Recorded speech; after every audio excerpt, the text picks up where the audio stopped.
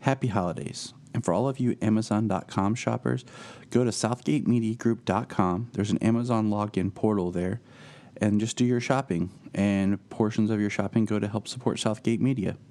So happy holidays. As a bird, as a plane, as Supergirl. This is Jason J. Lewis, the voice of Superman on Justice League Action. This is Mark Wade, writer of Superman Birthright. And you're listening to the Krypton Report. And you're listening to Krypton Report. Up in the sky, look! It's a bird. It's a plane! It's the Krypton Report! The All Things Kryptonian podcast, including Superman and Supergirl. We discuss games, movies, cartoons, TV shows, and comics. Find us on Facebook, Instagram, YouTube, and Twitter. If you've enjoyed Krypton Report, please check out the other podcasts available from Southgate Media Group. From Capes and Lunatics, which is everything you could possibly want from a geek podcast, to Nuff Said, Capes and Lunatics Sidekicks, Titans Talk. If you're like me, you can't get enough of your DC. And you can also check out Super Connectivity, where they discuss everything in comics. Also, they do discuss Marvel. That's something you don't hear much from me. So, check it out, southgatemediagroup.com. Look in the sky. Superman is coming. It's so awesome. That was weird. Yeah, I started, for some reason, I wanted to dial out to you and James. And I was like, nope. Wow. I was like, no. Yeah. I was like, no, mother trucker. Man, I have I rewatched it while I was juggling cooking and doing all this stuff. And, man, I have more questions than anything about this episode. Okay. So, yeah. I guess, I never watched Birds of Prey. And so I don't know the relationship of Huntress and stuff. And, I'm muting it right now, and I started all over again. But man, so many questions. Okay, well, let's get started. And James will join us and ask away, and I'll answer what I can. I got my handy-dandy new notebook. So. Yeah, I had to pull out a new notebook the other day, too. So. Well, Geneva got me a really cool special, it's got all the, Batman, Flash, Aquaman, Wonder Woman, Cyborg, and Superman, symbols on the cover. Oh. And I just was holding on to it until I filled my other notebook up. And when I filled it up, then I busted this one out just in time for Crisis. So, all right, you ready to do this? I'm ready. All right. Hello, Bryan Peters, sir. Hello, Mr. Tyler Patrick. Welcome to the Crisis on Infinite Earth Krypton Report podcast. This is part 3 of the epic crossover that's happening on the CW right now. Oh, it's so epic. So epic. And it is... it's crazy. So we're just going to... Yeah. Tyler and I were even talking before we started this conversation just how many questions I have, how our minds are just kind of hurting and One thing I realized, and this is not only spoilers, because I rewatched part 3 again today as I was doing laundry, which is easy to watch something while you're just folding towels. Totally. My thought is I wish there were things that they would show us. Thank you. Instead of wasting time. And I say that because you can tell they're planting seeds either for something that's going to happen later in this series or that's going to filter, especially with the relationship of Kara and Batwoman, that's going to happen later on in the series. Because personally, I would have preferred to see, and I'm going to refer to them as actor names just to keep it straight, Brandon, Superman, when he says, I didn't get them all out. We didn't get them. I got to go back. I would like to have seen those struggles of Superman and stuff. And let's just face it, Tyler Superman did nothing in this episode. No, wait, he did do something. He turned his head. Oh, my bad. I totally forgot And about he looked at Iris for a second, and then that was about it. Okay, my bad.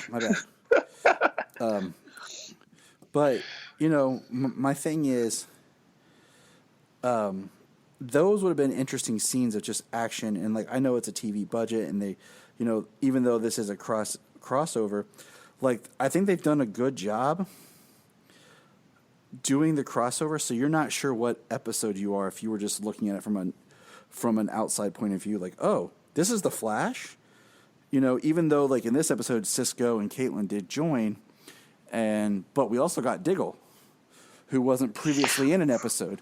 So you're like, oh, Finally. Okay. So it definitely feels more like it's a 5-part movie story than being chapters of, an ongoing. Like when you watch Invasion, you can point out, oh, this is the Arrow episode. This is the Flash episode. This is the Legends episode. So, well, I mean, I felt it's flowed okay. It's flowed pretty decent. But like the first episode, it is really a Supergirl. Like each episode for this perspective character has ended with a focus on that character. So, episode 1 ended with 38 disappearing, and Kara's like, oh no, I lost my people. And she lost her mom and all that stuff. And her like, maybe I can get 38 back. And then part 2 ended with Kate being like, oh, I'm the Bat of the future and I'm a Paragon now. And, even though as much as I would have liked to see more of Kevin Conroy in this, working with Brandon Routh, I would have liked to see some of that interaction, this old Batman with this old Superman. But I understand that they had, Kevin Conroy, kill his Superman. And, I understand that. I don't know. I would have liked more of Conroy. But go ahead. I know, I do too.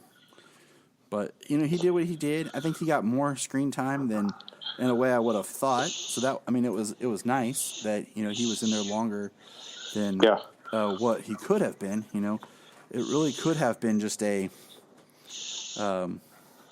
like, kind of like how we got the Knox cameo and stuff. It could have really just been a pop and drop. That is true. I mean, it also would have been pretty cool if we would have seen, like, if there would have been a different Kate there that wasn't dead. Yes. And this Kate was, Bruce Wayne's apprentice, and she was taking over the mission for him, and she could see this other Kate and this other Earth that did go the dark way, that did take it too far, that did become like Beth. And that would have been some character development that would have been really good for Kate, where she's like, whoa.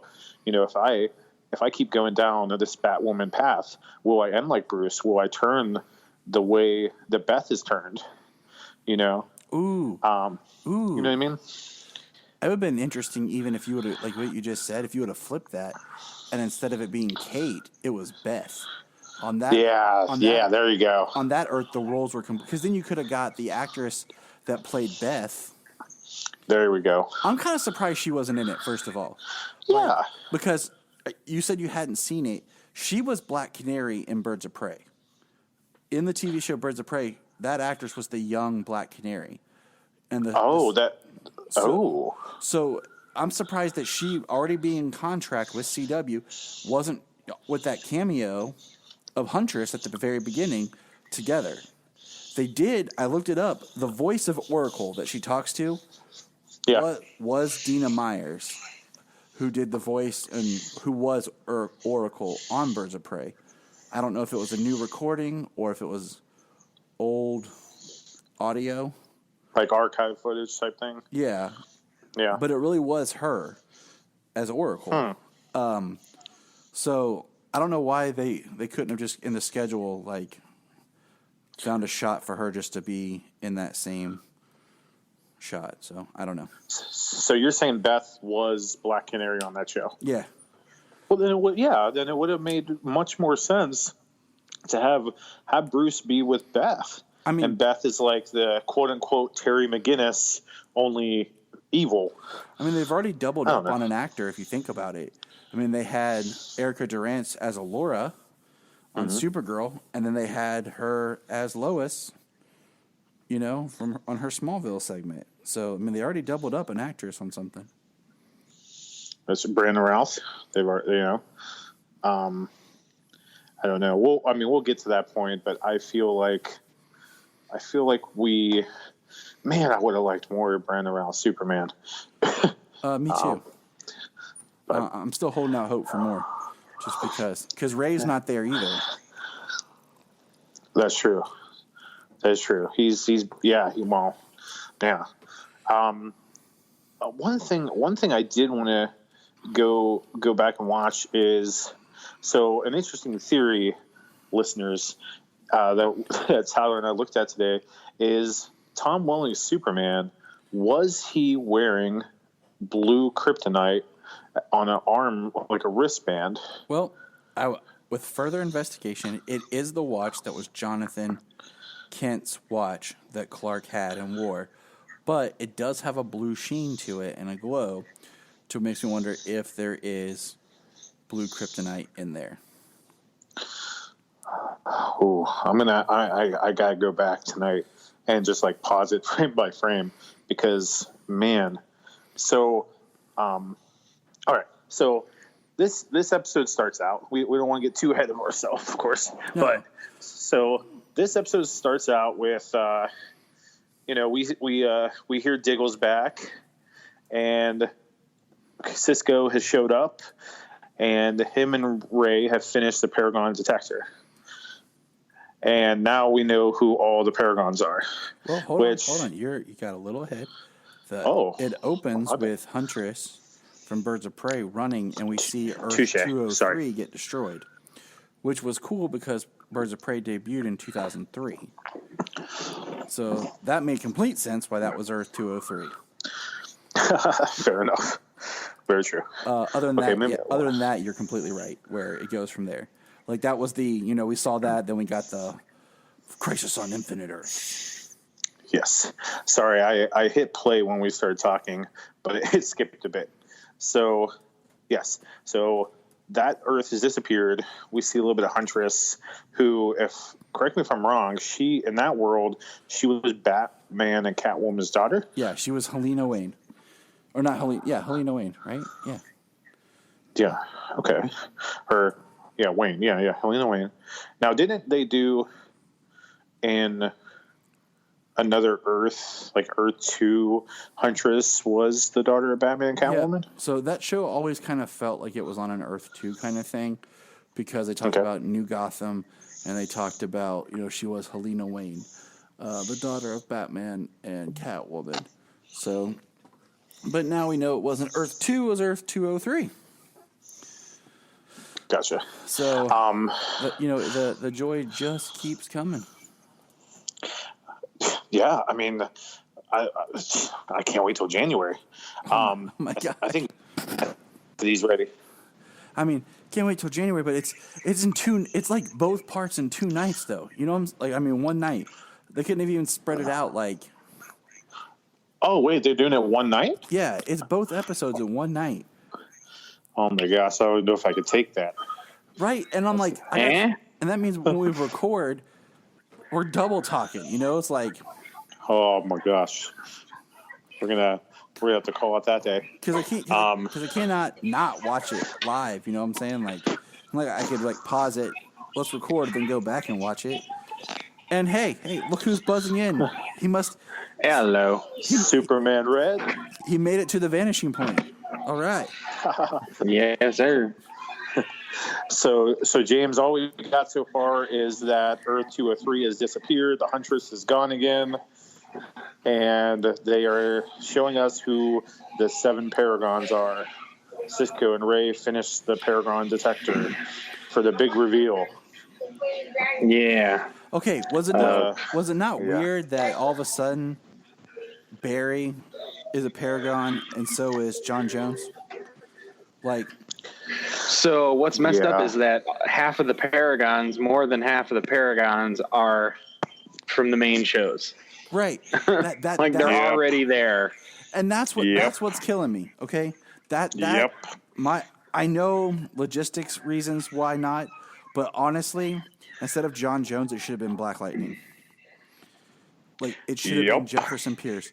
So we would have had Jeff from Another Earth, Kara from Another Earth, then Barry. Brandon from Another Earth. Exactly. And it would have felt a little bit bigger. Yeah, they're from the main shows, but at least those are from different Earths. Compare from all of a sudden all the Paragons are from Earth 1. I gotta say, I'm very upset that the Paragons are who they are. Like, we have this huge cliffhanger in episode 2. Like, who are these 3 Paragons? Oh my gosh, is Tom Welling's Superman going to be one? You know, is Conroy's Batman was one for a brief time. You know, like, who is it going to be? I was gonna say, they already showed it wasn't going to be Tom Welling. But like, and Conroy's in the second episode. So when they leave off in the second episode and they're trying to find the 3 more Paragons, I expected Jefferson to be one. I expected and Honor would have fit him. I mean, Honor would have fit him well. There's someone that we all expected to be one who's not one. That is in this episode, and we'll discuss it. Okay. I know who you're talking about. Yeah. That's that. I thought he would be one. If you're thinking what I'm thinking, John Wesley Shipp. Yes, I really thought he would be one. And I held out hope that maybe there'd be a surprise guest or role. That was a good passing of the torch, though. Right. Like full on passing of the torch, especially since they brought him back last year as Barry Allen from Earth 90. Oh yeah, we'll get there. Yeah, but yeah. But I just thought that maybe the last Paragon would have been a surprise of somebody like we didn't think about or knew, or it would have been a character that just kind of blew us all away. Like, oh my Deathstroke. God. Or like it had been, say, Nightwing from Titans, and it just completely. Oh my gosh! And like, it just blew us away that all of a sudden Britton Thwaites walks in. You know. I'm sorry if Nightwing would have been a Paragon, I would have had to change my pants. That would have been it for me. I would have had to walk away. You know, something that. But all right, so we get John is Honor, Barry is Love. Yep. And then this new kid, this Ryan Choi, is Humanity. Yes. Now Ryan Choi makes sense. What's interesting is he's the Paragon of Humanity, but the Monitor said the 7 Paragons of Humanity. Oh, I didn't. Like that's a little odd to call one of them Humanity and then call them the 7 Paragons of Humanity. Touche. I missed that. Good catch there, James. Good catch. That one struck me as soon as you said it, I was like, that's weird. Like that's lazy writing. Stupid. Okay. So here's something this is random, but I thought about. I wish they had done some filming techniques or something to make the Monitor just appear bigger. Like he's like 7 foot tall or something. Just a little bit more like bigger than life. Yeah. Compared to the others. I understand what you're saying. So we get Force perspective isn't that hard to use. Nope, just call Peter Jackson. I talked about him for a long time last night. And there's a whole other thing I won't even dig into that makes Speaking of digging, look who finally shows up. Diggle. And he's pissed off.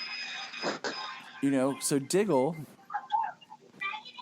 that is a very interesting kind of story line because you have Diggle and you have Mia, Constantine, and Sarah. But where did Sarah go? Like, why wasn't she with Constantine?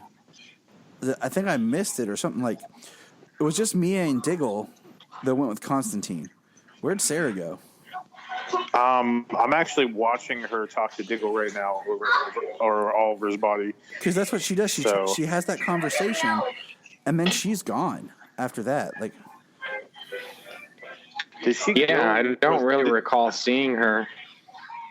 And I don't remember a line of dialogue about, hey, I gotta go or anything. Because Frost and Vibe and Pariah and Black Lightning and Barry and Earth 90 Barry were all at the antimatter cannon. And then,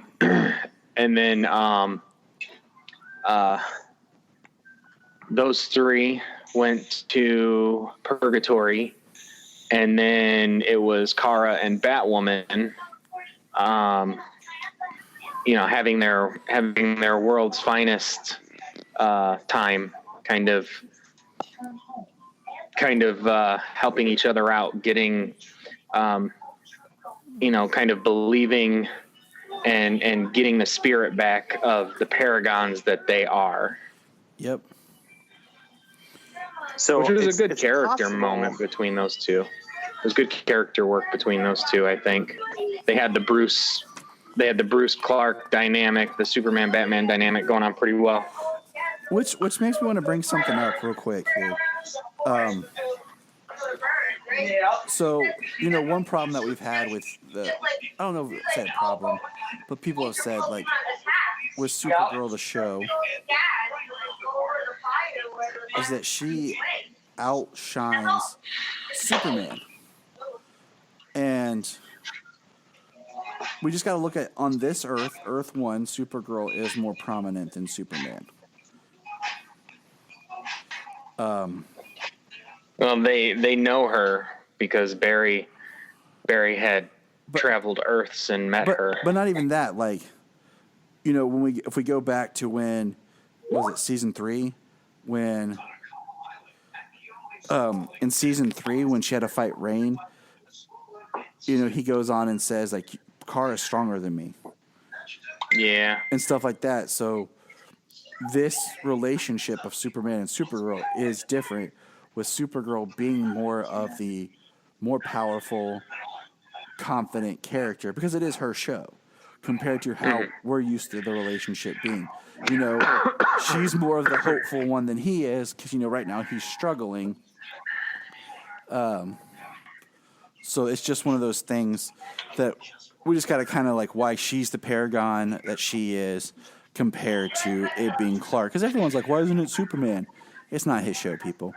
And like I said to Bryan earlier, is Superman Tyler did nothing in this episode. I think it is a little odd later, we'll get there, that a certain event happens and everyone's just kind of standing around staring. Nobody kind of moves. So they're just sort of like, oh. Hey, I had that answer for you guys. So Sarah says, you guys go to Purgatory. Hey, can you guys turn that down a little bit?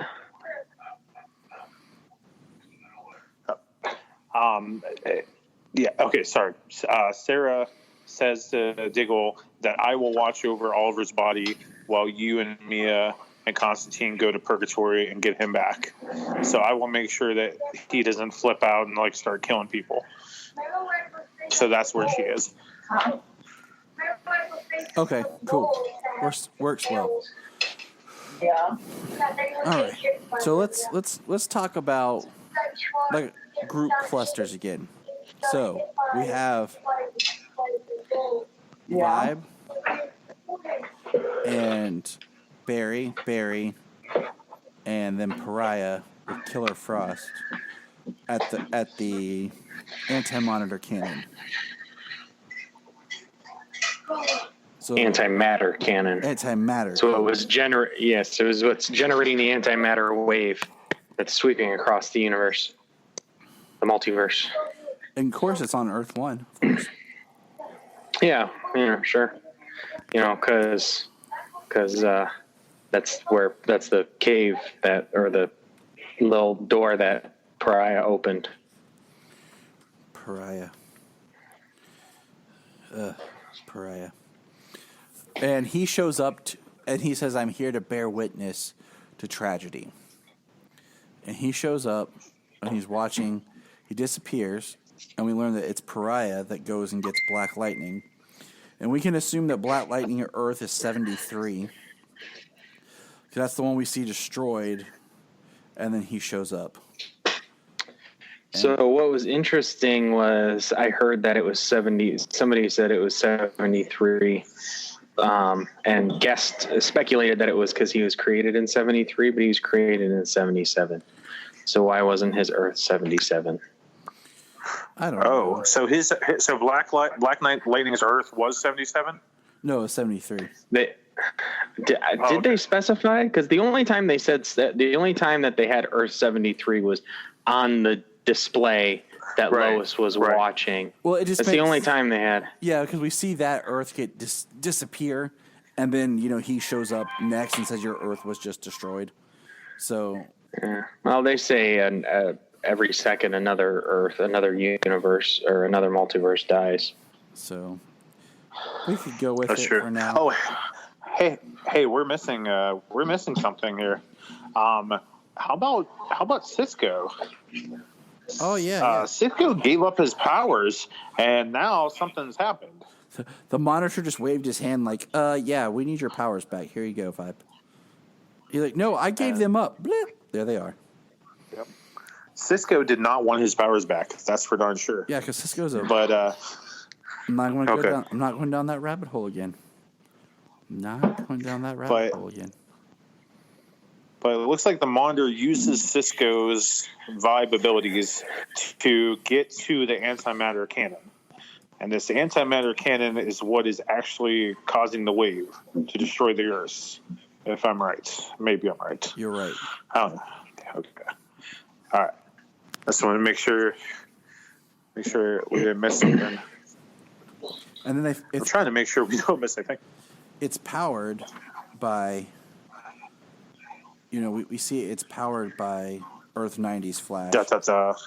And we get the musical cue, which was awesome.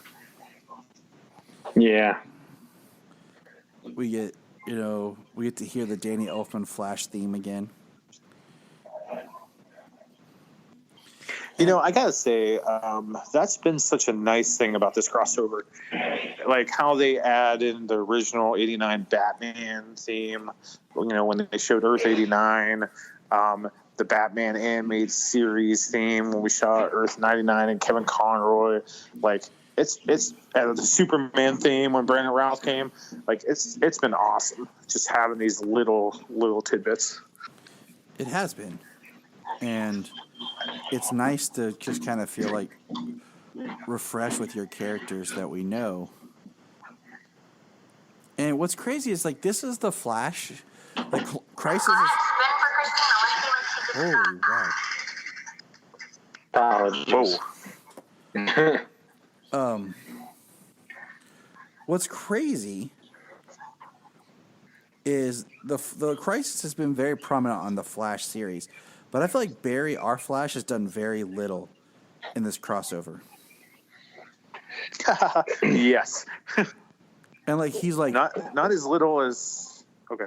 He says like this is the time the Monitor has talked to me that this is when I should disappear in Flashpoint or not Flashpoint in Crisis. It's like okay, like you're just dragging your feet.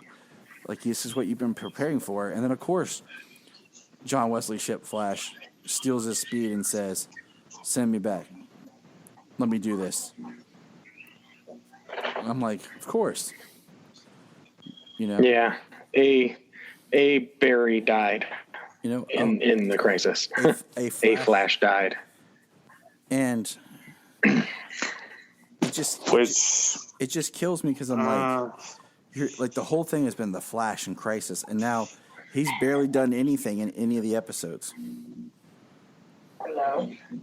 Yep, and that newspaper, when we see that newspaper for the first time in season 1, it clearly shows a picture of Grant Gustin's Flash.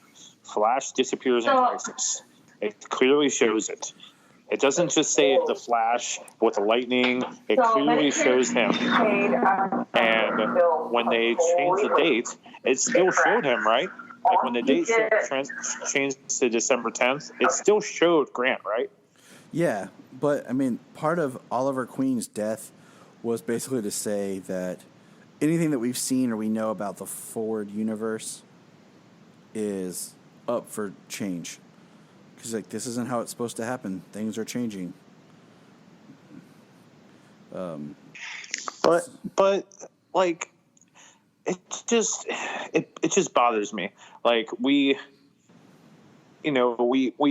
they told us that Oliver was going to die. They told us that Barry was going to die for so long. Like something was going to happen in Crisis for all these years, and then it's Barry's turn to die. And we're like, okay, this is it. I've been ready for this. Okay, Barry's going to go. And it's a different Barry. It's still Barry, but it's not, it's not the Barry that we spent the last 6 years with. All this season has been, okay, Barry's going to go. Cisco's going to be team leader now. Iris, you're going to lose me.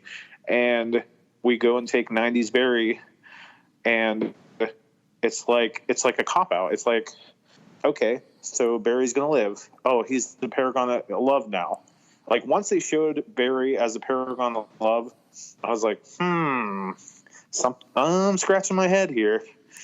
Well, I mean, my thing was I always had a feeling that it wouldn't have been Grant Gustin Barry because we're in the middle of the season.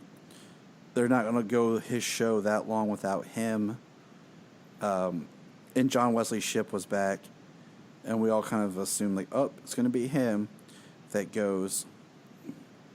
And like I said, they prefaced it with the everything can change. Everything is changing. So that kind of throws out anything we already know. But I don't know if you guys read this. There is one thing that tells us the multiverse will be fixed and goes forward and characters live. And it is a special guest appearance character of this episode. That's the clincher. Oh, hold on. What did I miss? The Spectre character? Nope. Or was it Lucifer? It's Lucifer. Yeah, that's the next part of the episode. Because yes, sir. Lucifer, I like that. It's confirmed that the time frame that Lucifer appears here is before his series starts. Oh, really? So his entire series is post-Crisis. Really? How do you know that? Because they've gone on the record and said it. Because everyone's asking about... Okay, that's good enough for me. Oh, I had no idea. Because he was talking about it and everything. And because the original pitch for Lucifer the show was supposed to be him saying, what is it you desire? And it's all about him making deals with people. And that's in the pilot. But then they changed it, made it like a police procedural with him. And so... it was interesting to see him back as that type of Lucifer. And he said, yeah, the show takes place in the 5 years I was in L.A., the character was, before the show starts. So I thought that was pretty cool. So that shows us that there will be a multiverse that returns. Huh. So... Or is he just in LA on the same Earth as everybody else? Yeah. It's still the future. Something comes back, Well, yeah, something comes back. We know they obliterated all Earths. There's nothing. There's nothing for people to. There's no Earth. There's only 7 people left alive, and they're in the vanishing point. All right, so let's get there, and we can kind of backpedal here in a second. But I'm gonna say this: I hated that they destroyed all the Earths. I hated it. I don't like it because as soon as you raise the stakes that high, you have to kind of go in there and fix something. Like, you can't end it. Now, if they had to end it where it was like, there's only 3 Earths left, and then they have to battle to protect those last 3, there makes me feel like there's more stakes in that's all that could be left, or it's going to just go down to 1. Instead of there's nothing and now we have to bring them back somehow. Like you said, well, like I said, I think that's why they are placing so much time on Kara and Batwoman on the Book of Destiny, about trying to recreate an entire planet using the Book of Destiny. I think that, if they can, they'll be able to collectively or something recreate an entire planet, not a multiverse, but an entire planet where, people they know and a population exists. I just hope it's not like Kara looking in the book and then they all join hands and like share the book's energy together. Well, that's kind of the easiest out is you just have to believe. We all believe and we all love and everything is good again. Yeah. But now speaking of this Book of Destiny, we get this little scene with Kate almost ready to kick Lex Luthor's butt. She pins him against the wall and is like, tell us about the Book of Destiny. And he's like, well, if you use it, it takes a very keen mind. It takes someone with great focus and intelligence. Otherwise, you could lose your mind. And if you want to bring back a whole planet, you might go insane. John Cryer, best Lex Luthor like ever. Oh my gosh, she's so good. But and just yeah. So it was interesting with the Book of Destiny with Kara because like. Or will Kara really reshape the universe with this Book of Destiny, or will it drive her mad? Will we see Supergirl go crazy? And we get this like 0-hour Hal Jordan as Parallax type thing for maybe a future crossover. I don't know. I would think, if you're going to go that way, okay, I see she pulls it off. But we start to see that she's having voices in her head, things are messing with her, and that kind of keeps going and builds to next year's crossover, where she eventually snaps. I think that would be a great idea for a crossover. Like, I really do. They found because the threat is finally one of them and not something external. I mean, that's what made 0-hour such really powerful. Like when Hal Jordan lost his mind because he lost Coast City in his home, kind of like Kara lost her home here. It was a great story. I still would like the Kara Rage of the Red Lanterns type story down the line. Oh, you gotta take it to that whole level, huh? Ooh. But so yeah, I mean they keep building up, and we'll kind of jump to, Kate shows Kara that she has the piece of kryptonite that Bruce gave her before they actually left. Kara's like, why do you have that? And then she tells Kate to keep it. So we do kind of get that like scene of Supergirl, because I mean, let's face it, it's Supergirl and Batwoman, but it's still Batman and Superman. Like they're using their stories, personalities, and tropes in those characters. So we got that scene. Agreed. We got that scene of them giving her the kryptonite, basically. Now, before we do get a great scene, I want to jump back real quick, of John Wesley Shipp, Flash, on the treadmill running, and as he rips apart, it cuts away to a clip from Flash, and we find out that this Barry Allen married Tina McGee. And we see Tina McGee from a clip from the old 90s Flash, and we hear the theme song And I'm gonna admit, fellas, it teared me up. It teared me up. What about you guys? I was glad to see it. I thought it was pretty cool looking. They went all the way back to, especially with it being his sacrifice, they went all the way back to his show. I mean, it's great because, that was my Flash as a kid. Like, I remember when that show was on, like, it was the show I kept wanting to watch but could never figure out when it was on TV. I don't know what. I know I watched some of it when it was on TV. I couldn't tell you anything definitive, but I know I watched some of it then. The one episode I know I watched was the pilot, and I watched the episode with Pollux, who was like his clone, the Blue Flash. Because I just remember it being like, oh, the Blue Flash. Like, it just stuck out in my brain as a child. Other than that, I don't know what else I watched of the show. But I know I watched the pilot. So, anything from you, big guy, Bryan? Nope. All right. Moving on.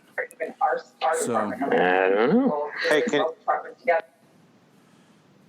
hello? Yeah, hey. Hey, that was weird. Can you hear me? Yeah. That was weird. Okay. Oh, I don't know why you couldn't hear me. So John, did you even watch Mark Hamill Trickster? I don't think so. I remember seeing the promo, but it's one of those shows like, when you're a kid that you like that maybe your parents don't like or could care less about, so they don't really keep up with it. When they change nights or whatever for the show, and it's bouncing around.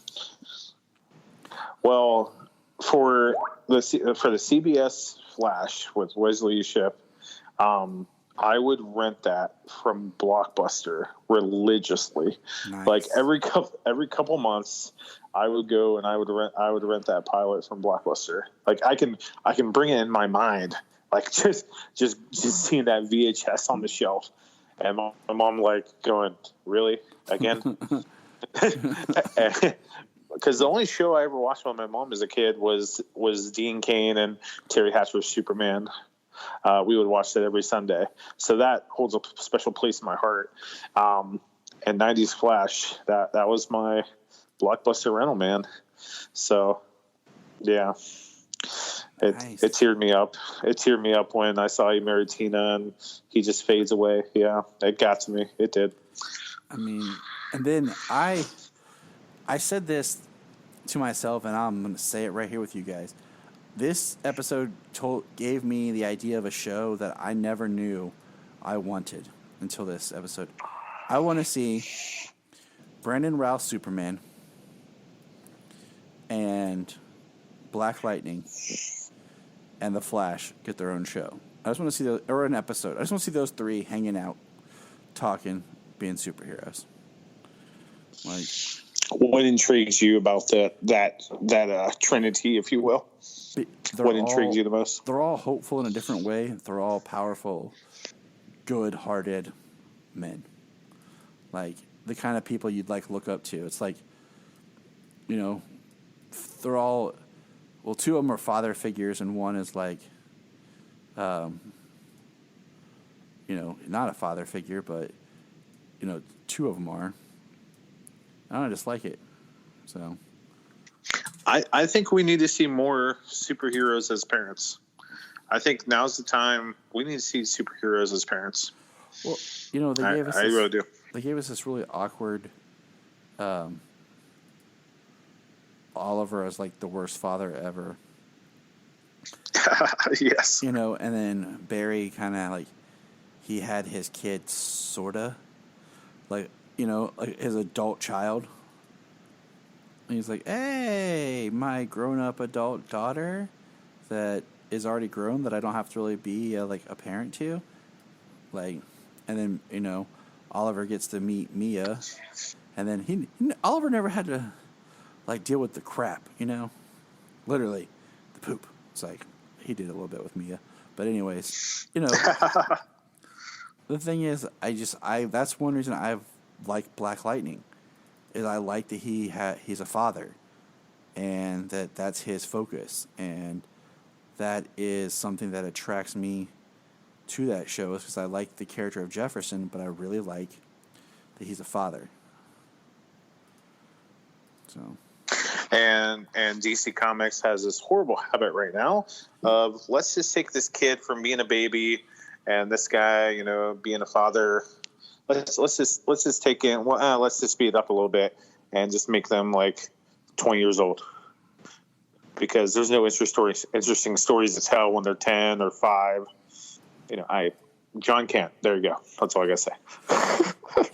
yes. To hell with that. Those were good stories, and I still say screw Bendis for aging him up like that. Bendis. No, I'm not. I just That was not cool.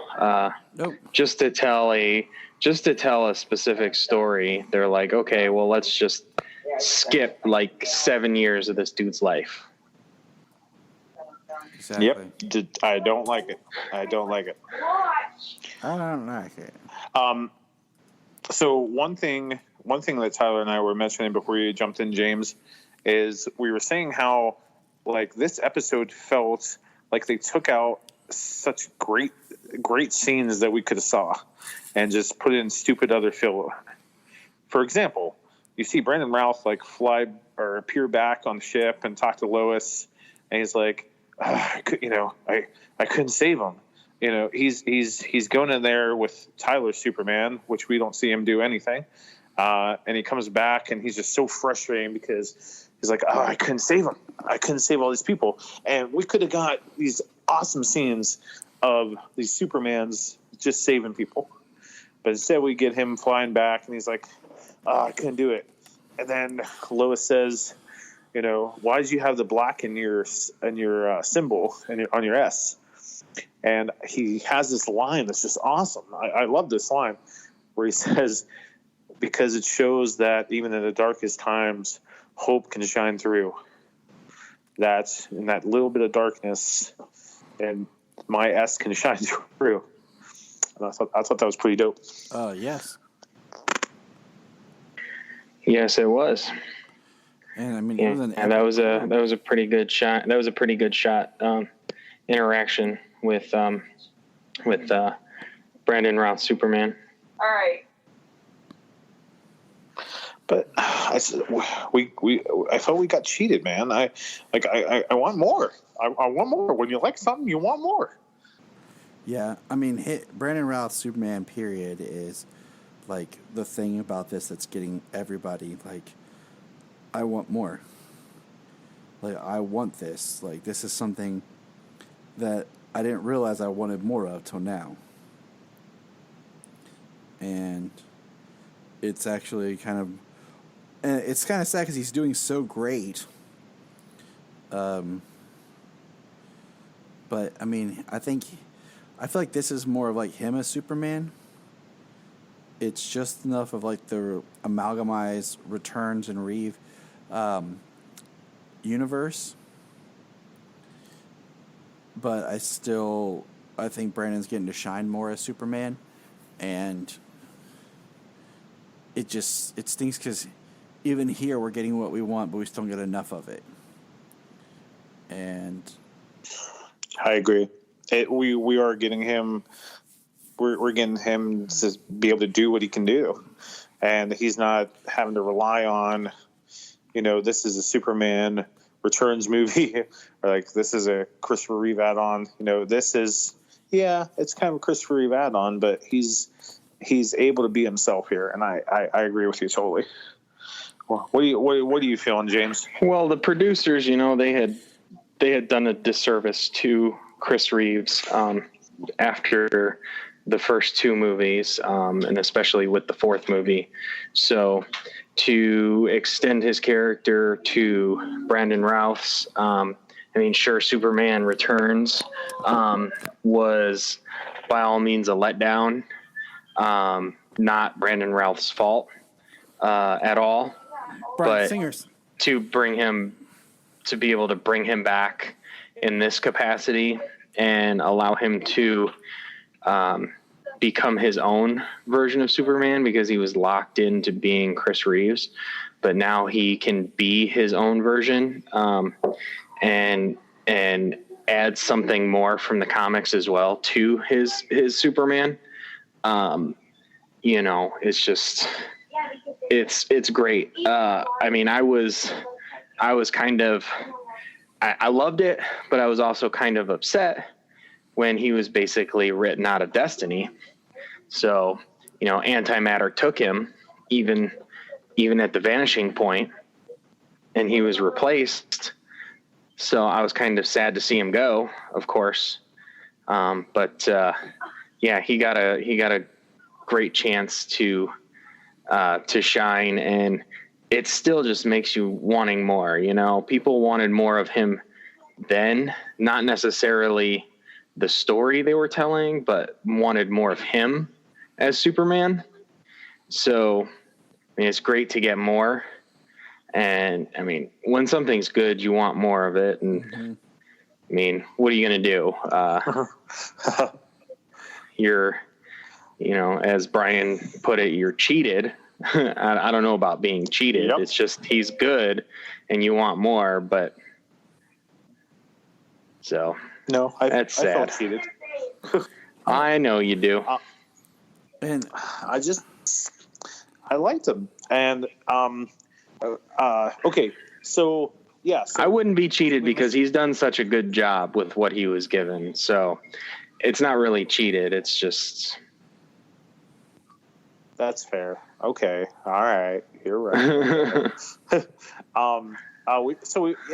As I'm watching the episode as we talk, we missed something. So Lucifer makes a deal with Constantine and says, "Here's my card. Once this devil card fades away, you'll be lost in purgatory and you won't be able to get Oliver's soul." And they arrive in purgatory, which looks like Lian-Yu, Purgatory Island, whatever. We always have to go back to that island because I guess it doesn't cost that much money to film there. and Constantine says, "Oh, it won't be Oliver. He won't remember us." And then Oliver attacks them, and all of a sudden, Diggle's like, "Remember who you are," and Oliver's back to normal, and then somebody shows up that I wasn't expecting at that time. Anybody remember? The Spectre, Jim Corrigan. Yeah. Which we were discussing. I preferred Jim Corrigan as played by damn it, what was his name? I didn't have his name before, and now I don't have it again. Lobo? Yeah, played by Lobo. From the Constantine series. I preferred that Jim Corrigan. Oh, I'll have to look that up. It's on DC Universe. Lobo or Jim Corrigan on Constantine? Yeah. Okay. I'm looking it up right now. Dad, Yeah, can I put her on the tree or something? It's Emmett Grab her J. with? Scanlon is his name. And he was Jim Corrigan on Constantine. And there's a scene where he's not the Spectre. He's just the detective. And I would have liked to have him, because then it would have been like pulling somebody else from the Constantine series as the Spectre, and also would have been kind of a nod to that he was on Krypton. So I'm still waiting for maybe a tie to Krypton. Oh yeah. For this show. Yeah, I'm looking here, guys, and I was like, yeah, okay, I remember the Spectre on Constantine for a little bit, but he never went full Spectre. No, he never went Spectre. Did he? He was still just glow green. Yeah, he was still just Jim. Yeah. It was alluded that he was going to be murdered and become the Spectre, but it never happened. So that breaks my heart, because the Spectre is one of my favorite characters of all time, and just I don't know. I love the Spectre, and in this episode, he just shows up out of nowhere, and he's like, hey, Oliver, you want to be the new Spectre? So, Hey, Jupiter. Sorry, I said it wrong. I almost wondered if it would have been something a little bit different when they got to Lian Yu and you just found Oliver shooting arrows at a target and he was at peace. And it would have been kind of like the way they tried to bring Oliver's soul back in the Quiver run. And that's kind of what I was wondering. Thank you. And thank you. You are welcome. So that was kind of my thought behind it. It was like they're gonna like change it up, But why, if he died, why is he in purgatory? Like that didn't explain. Like why didn't his soul move forward? Why is he in purgatory? But whatever, They. Yep. Because they couldn't reach him unless he was. So, that's the best way to say it, but. Yeah. But when Hal Jordan, like in the comics, when Hal Jordan died after 0 Hour and they made him the new Spectre, was Hal Jordan in purgatory? I think he was just like in nothing. Like I can't remember. I can't either. I don't know, but that was Phil, a great story. Where are you, Phil? Hit me up. Okay, message me back, Phil. Okay. I know you're listening. So do your Phil thing and correct me. I didn't read that, so I don't know. I haven't read that yet, so I don't know.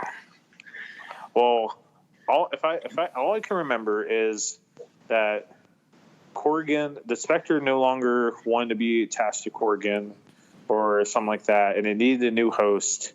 And Hal Jordan had sacrificed himself during 0 Hour, when he was fighting Kyle.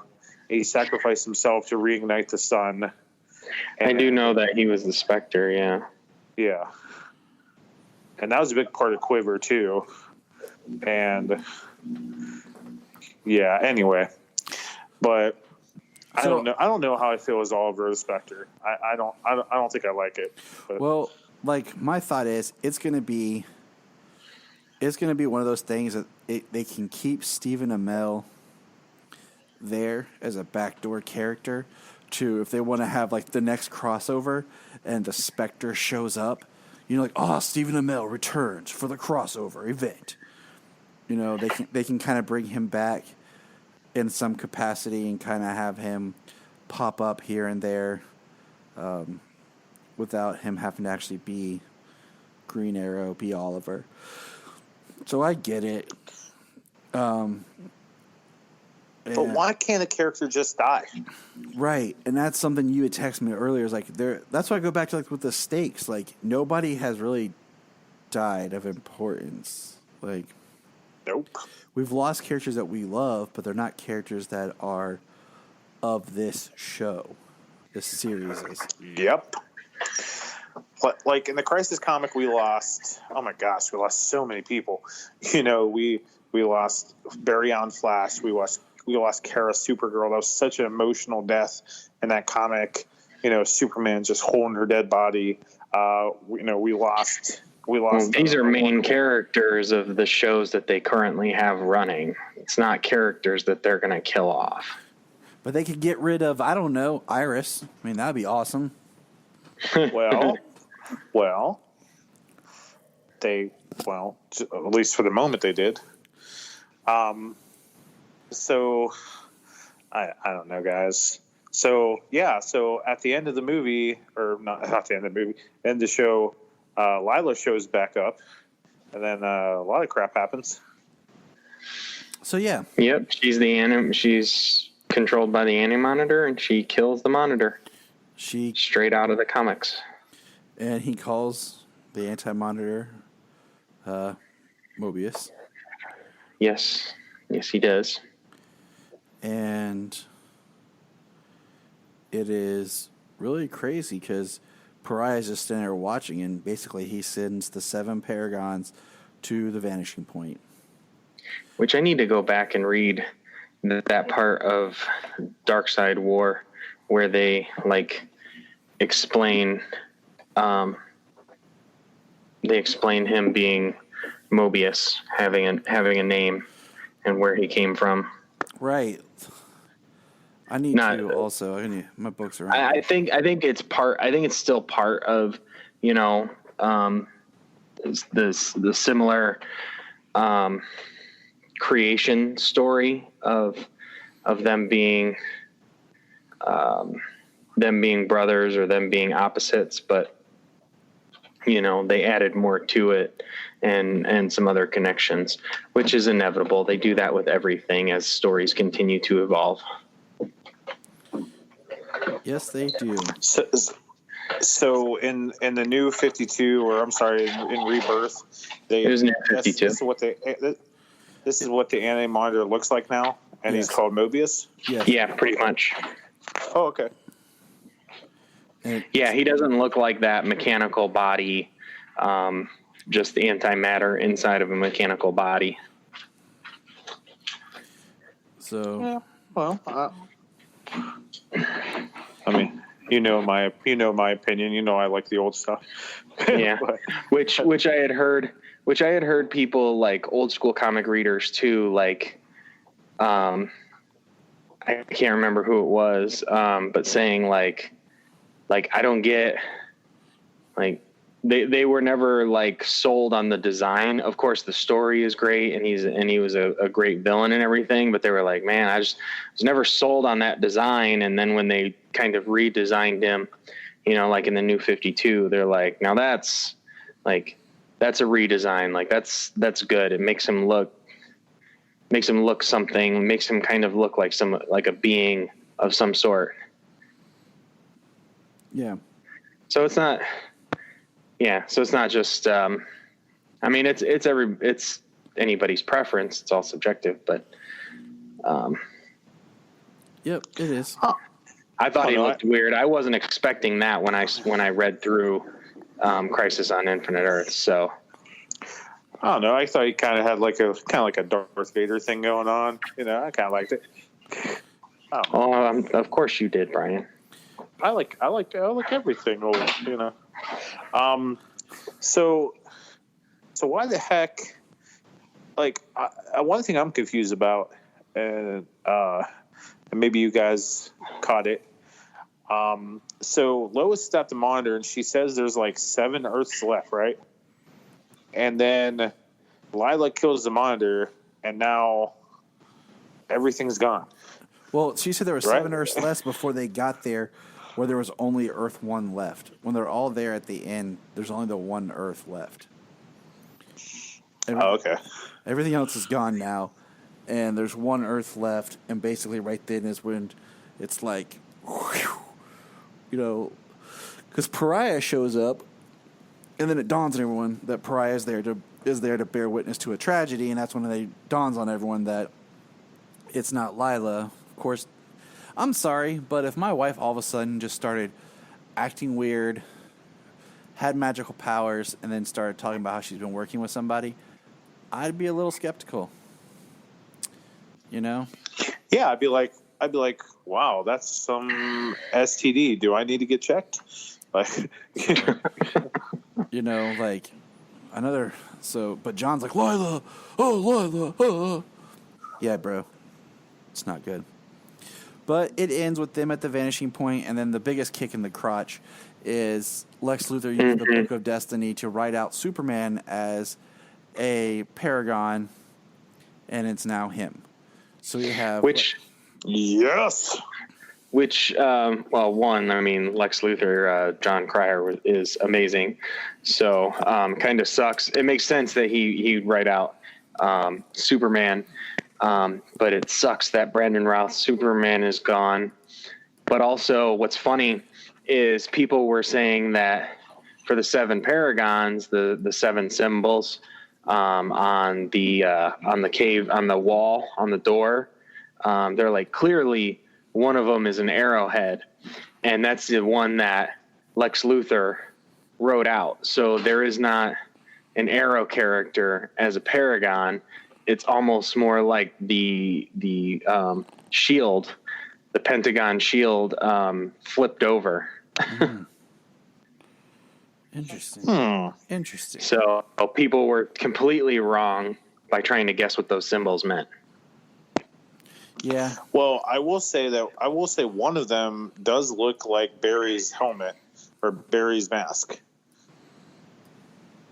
Like that's the only one I could point out that was like that kind of does look like the mask and the lightning on the ears of Barry, and that's all I could figure out. At least that's what it looked to me. Makes sense. But all right, that is Crisis Part 3, and I'm telling you, I don't think it's a cliffhanger, but I think if it was like them down to like 1 or 2 Earths, and like they were sent to the vanishing point to save them, and it left where the Monitor was like battling the Anti-Monitor, and we didn't know what happened, and then Lex Luthor wrote himself out, it'd be more like a cliffhanger to me. But having no Earths, I'm just like, they're gonna fix it. Like it just, to me, I feel like I lose my, like, oh man, like you've raised the stakes. It's just kind of like in Endgame, you knew they were gonna go back in time and bring everybody back. Yeah, there's still stakes from the 5-year gap and all that and stuff, but you know they were gonna fix it. Well, so in the comic, it's interesting because there's 5 Earths left. They're fighting over them. But the anti-monitor goes back to the beginning of time to change the history of the universe from the very beginning, and so which they do mention in the promo for the 2-hour finale, the 2-episode 2-hour finale. But they were fighting. Excuse me. They were fighting each other, and then they have to go back in time. So they have to go back and stop the Anti-Monitor from changing and becoming, changing the entire multiverse into the antimatter universe. So, I mean, I don't know. You say it sounds like you're like, there's no stakes because everything's just going to go back to the way it was. Like, I don't think that's the case. It's not going back to the way it was. I don't think they have to restore people. They have to restore an Earth and people because they have caste and stuff. Right. You know what I mean? But it just makes it like I don't know. Like I said, I know they're going to they're going to restore something, but that's the thing is they have to restore something. If they had left it like there was like 1 Earth. This is it. This is our last stand. And then like the next episode when we come back is the first scene is we lose that Earth. And we're like, oh crap. Like, okay, that changed everything, Right. Yeah. I mean, that would have been a good way, but also, I mean, it's also a big cliffhanger. Like, oh my God, there's only 7 people left in complete existence right now, like everything's gone. There's 7 people left in existence fighting for the universe, and they're the only things that stand between total annihilation. That's the great James, the Superman of Red. But all right, we got a couple. I guess I'm a little. I don't know. I guess I'm a little more optimistic. I mean, I got optimism. It's just how I would write the story. Well, somebody has to be. I would keep the optimism in the story because I would make it seem like I wouldn't jump to that as fast. I was just like, oh. Yeah. I mean, well, now people are just waiting like, holy crap, like there's nothing left. And when they come back, they're like, okay, what's going to happen? How are they going to, like, the Monitor pretty much won at this point. How are they going to try and turn this around? Yeah. Like, hey, I just saw this. Or the Anti-Monitor, rather. I just saw something. Okay. I'm just going to throw this out there. The last time we saw Jonathan Kent, the little baby, he was with Mick. Yep. And we haven't seen him since.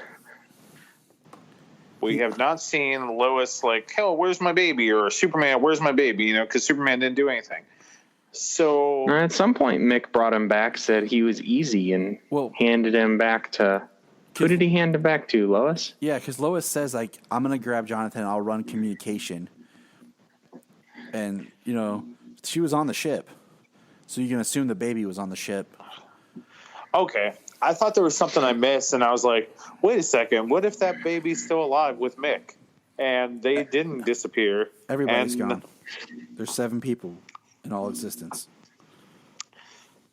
Hey, I just want to like have some hope somewhere. I'm not a very hopeful person, but I was like, what if Mick and the baby? I don't know. Anyway, yeah, I'm glad that Lex made himself a Paragon, because that's awesome. That's a total Lex move. But I wish he would have made someone else disappear like that. We don't really care that's a Paragon. I don't know, Sarah. Yeah, I could totally, remove Sarah. I like that Ryan Choi is a Paragon because he's the new character. He's somebody new, something fresh, different. I'm wanting to see if he just officially takes over as the Atom. If Ray's going to die. But no, Ray's going to be in Legends. So we know he's leaving. But Ray could be dying and then passing the torch. This is all about passing the torch now. Yeah. So I feel like they're planting the seeds for Ryan Choi to take over as the Atom. But all right, fellas. But yeah, great episode. James? Yes. All right. Well, there is no Earth to get back to.